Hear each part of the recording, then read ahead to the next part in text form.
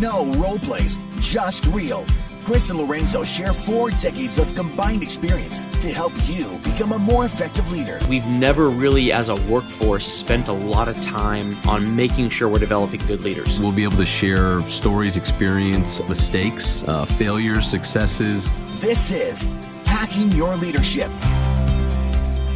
Welcome to Hacking Your Leadership. I'm Chris. And I'm Lorenzo. And Lorenzo, on this episode, I want to talk more about leadership mistakes. And this is because of the feedback that we got, a lot of it really, really good from our last episode around the big mistakes that leaders make, the ones that could be actually career stalling or even career ending. A lot of people chimed in and said, yeah, they've seen those mistakes before. They know people who have made them. They've done their best not to make them.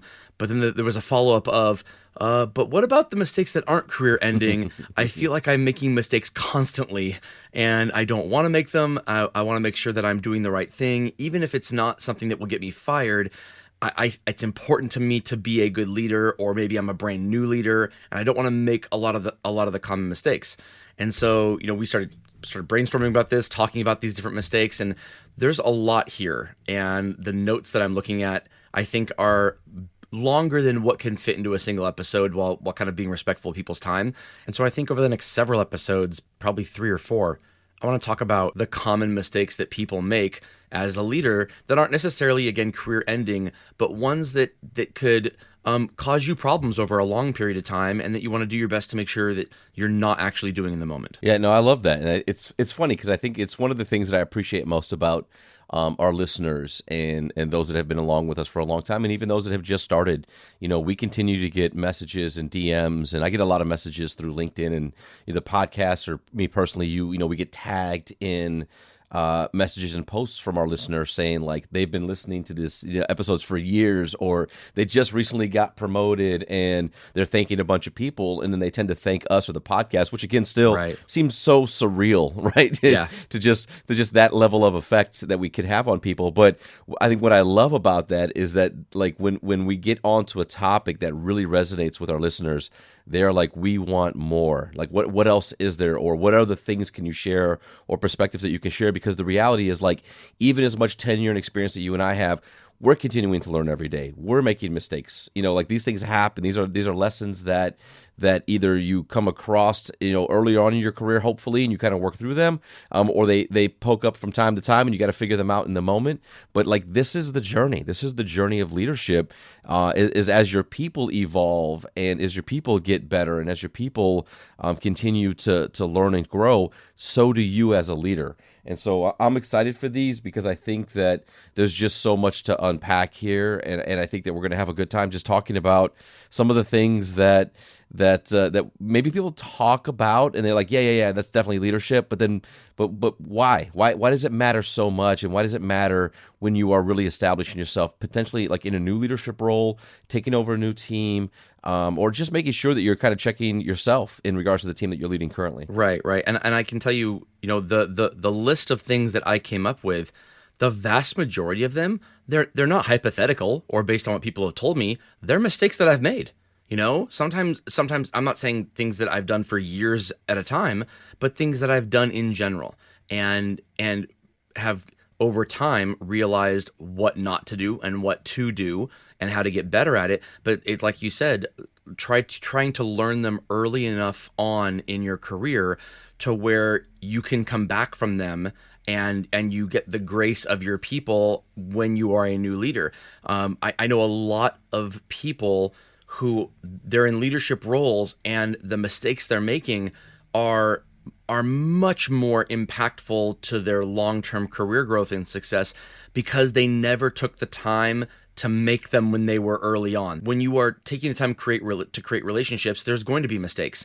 And if you have found yourself, it's like if you're in a relationship with somebody, and after a year of dating, you're like, oh, we never fight. It's like, really never? Like you never have a disagreement about anything? If that's the case, then the first thing I think is that one or both of you is not actually speaking your mind of what you actually believe, that you're just acquiescing or you're doing your best to avoid the conflict rather than actually create and build a relationship. There's going to be conflict in a relationship.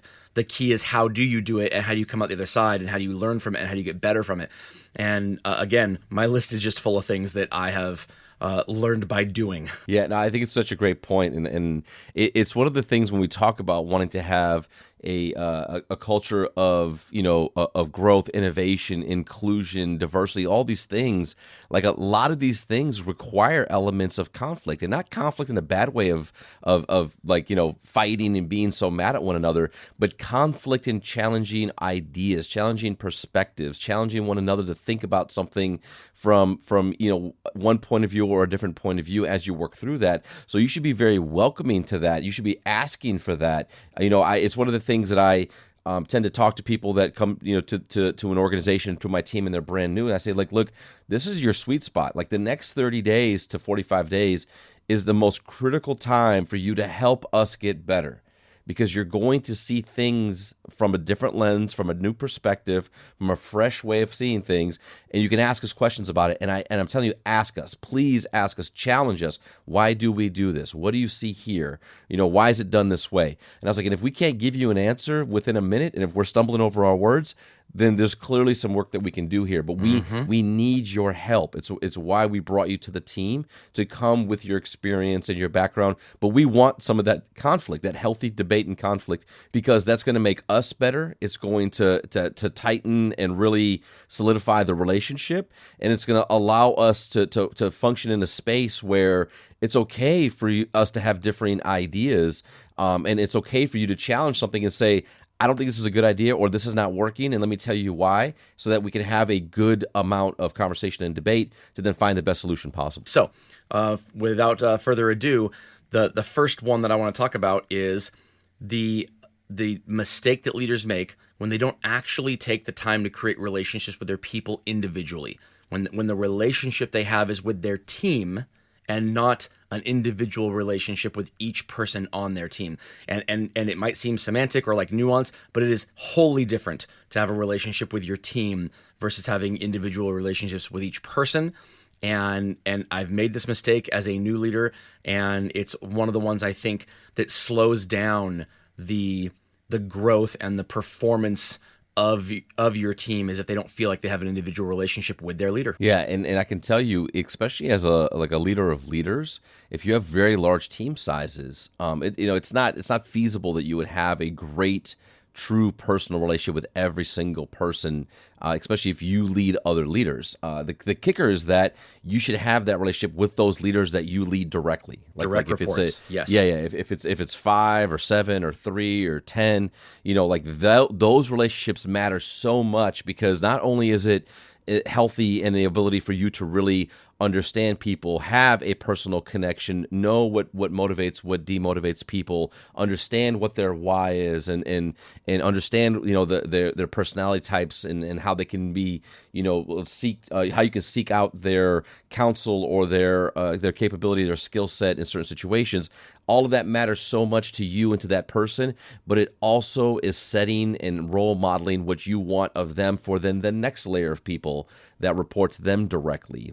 Them feeling that way with you as their leader, the idea is that they would then go ahead and cascade that down to their own teams to build those types of relationships, to understand similar types of things. And I think that there is a big part of leadership that is that influential, and that the kind of mentoring element of, people will just naturally want to kind of do what you do, and they'll want to approach the work they do the same way that you're approaching the work that you do, because in their own mind, it's like, I look at it that way. Like, if I see a way that my direct boss is doing something, then I'm going to be like, I'm going to take from that, and I'm probably going to apply that same type of approach to my own team.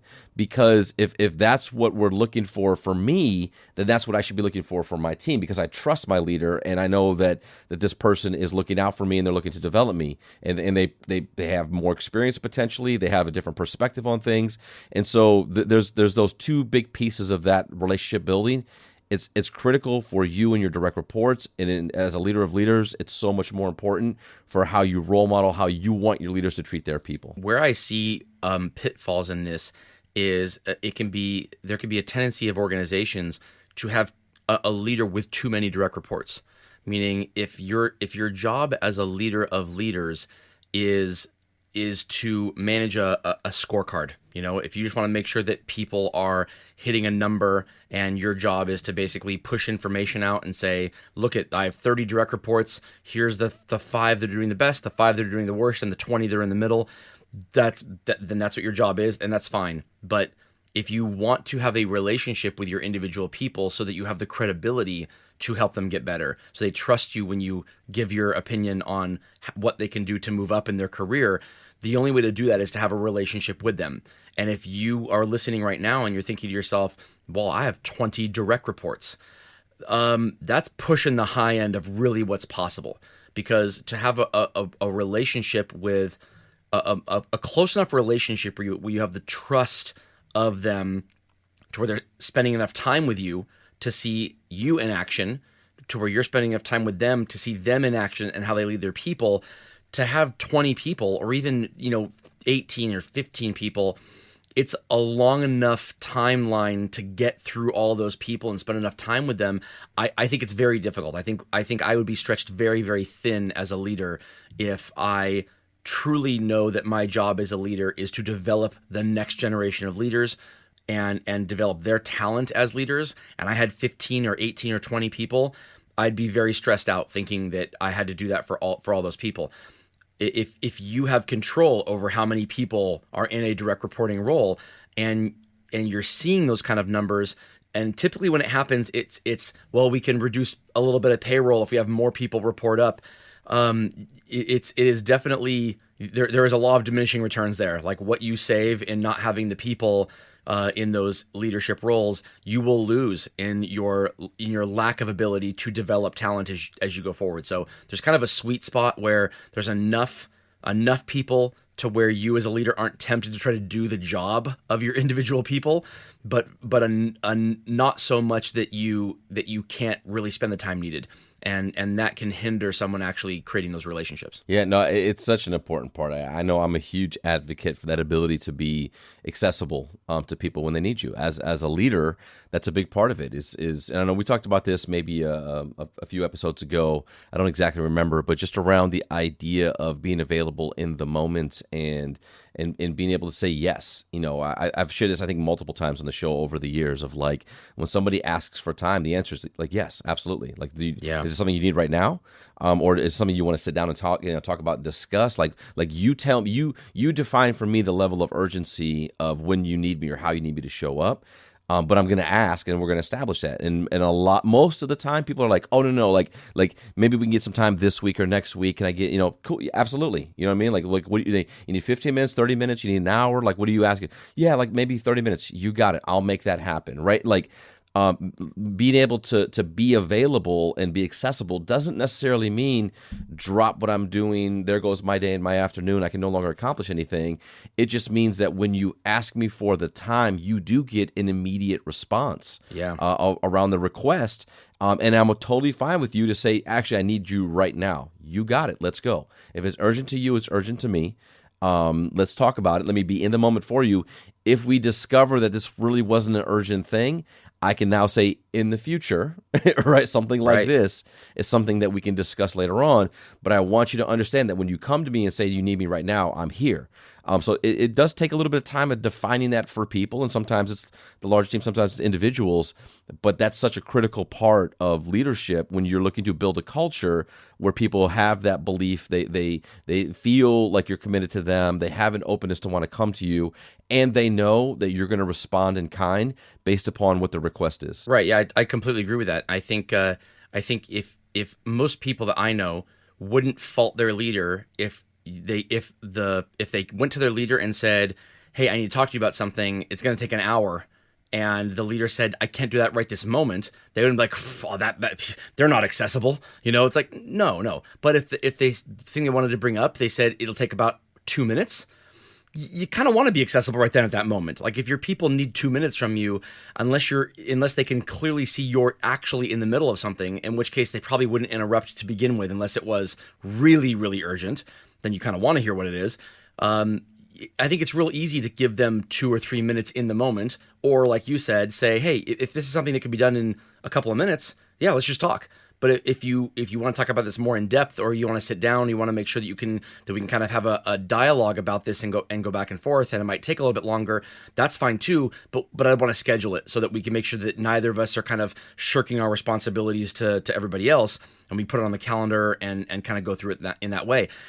As long as you follow through with that, even if it's scheduled a week out, as long as you follow through with that time and something doesn't come up that means you have to reschedule it, I think that you get a lot of grace with that. That's very, very accessible.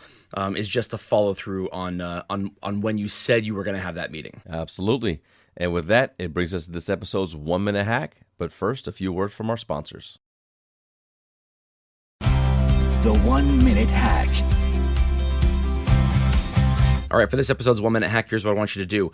I want you to be very intentional about your schedule week to week on what you're doing when it comes to bonding with your people, building relationships with them, and being accessible and available to them. And so when you get your schedule in the week, there are going to be things that you have to do as part of your job. How much of that time is spent on creating relationships with your people? Either you being intentional with them, or having time kind of blocked aside so that if somebody does come to you and says, hey, I need to speak with you, that you can say, hey, you know what, I have time this Wednesday or this Friday or whenever it is to put on the schedule, to where you're not saying to them, yeah, my first time available is next March. You really have to make sure that both are built into your schedule on a weekly basis. If you are a leader of people, your job is developing people. And so if the time on your calendar, if you look at next week, and all of the time on the calendar is filled with what you consider to be doing your job, and none of it is spending time individually with your people, then you're not doing your job, because your job is developing people.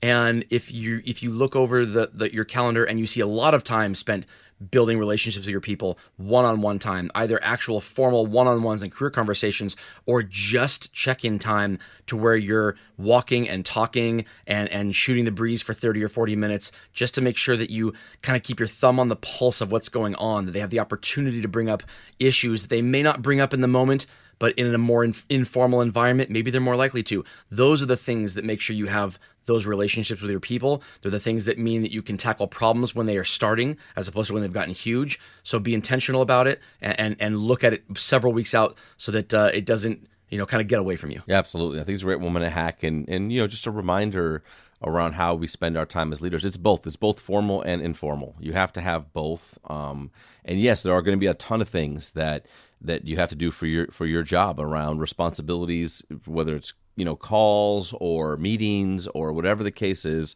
But you got to make sure that you have some intention and you're proactive with how you spend your time to make sure that you are getting the time that you need to build those relationships, to be accessible to your people, and to really have that type of a culture that is going to pay dividends over time, as people feel much more comfortable with providing their thoughts, their insights on how to make the business better. Right. I'm brought back to a Stephen Covey-ism that we've heard from many of our guests who are kind of disciples of him, which is the main thing is to keep the main thing the main thing, and that's one of the 7 habits, right? And that if the main thing is people development, how much of your calendar, how much of your time is spent on that? Look back at your past calendar, last week, the week before, how much of it was spent on that? If it's not the main thing that you're spending time on, then it's not the main thing that's part of your job. And if you believe that it is supposed to be the main thing that's part of your job, it needs to take up a larger part of your calendar than than the managing parts of your job that you could probably delegate to other people. Absolutely. And with that, it brings us to the end of this episode. This is Hacking Leadership. I'm Lorenzo. And I'm Chris. And we'll talk to you all next time.